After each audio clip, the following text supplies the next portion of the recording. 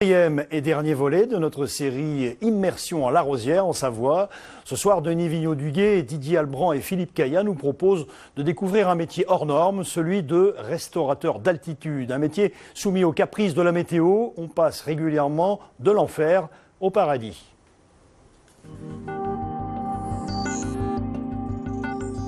Dès que le jour se lève, Tony et une partie de son équipe enfourchent les motoneiges. Objectif, rejoindre au plus vite le site de la Traverse. C'est ici, à 2000 mètres, qu'il a construit il y a 15 ans son restaurant. On est au bureau, un peu d'altitude, ça fait du bien tous les matins. Un bureau pour le moins exceptionnel, dans un site magnifique certes, mais un bureau qui se mérite. Le gel vous transperce et une épaisse couche de neige recouvre tout. La quantité est telle ce matin qu'une seule des deux terrasses sera dégagée. C'est pas comme ça tous les jours, heureusement, mais très souvent, surtout cette année, sur le mois de janvier, on a eu énormément de neige, donc beaucoup de difficultés à arriver au restaurant et à déneiger et à être en place à temps. Karl, on va terminer avec Win. Tu vas juste dedans aider les autres pour les entrées. Pour la première fois depuis 3 jours, le soleil brille sur les pistes de la Rosière et les skieurs sont au rendez-vous. La plupart vont aller en Italie parce qu'ils ont vraiment envie de connaître l'autre côté du domaine. Et pour ceux qui skient par ici, ils ont aussi toute cette partie fantastique au soleil. Et on verra à midi, ça sera la surprise. À la mi-journée, effectivement, la terrasse est prise d'assaut et il n'y a plus une seule place de libre à l'intérieur.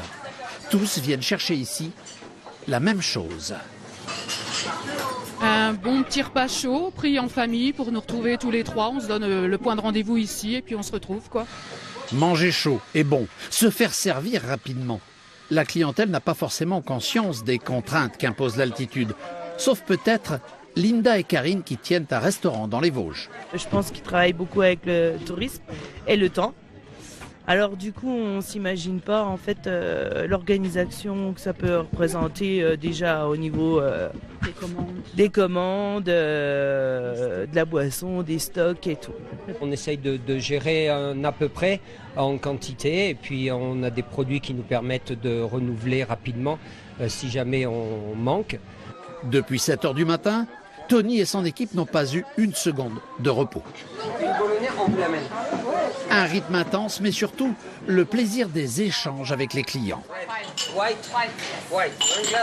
Heureusement, on arrive à nouer des relations. Il y a des gens qu'on revoit et il y a des moments où c'est quand même plus calme et on peut se permettre de discuter, de nouer des liens assez forts avec des clients et surtout international. Donc c'est ça qui est superbe. Une clientèle nombreuse, variée et souvent plutôt fidèle. Il faut dire qu'en guise de dessert, par jour de beau temps, l'espace San Bernardo offre à ses visiteurs un panorama époustouflant que les habitués connaissent sous le nom de l'envers du Mont Blanc.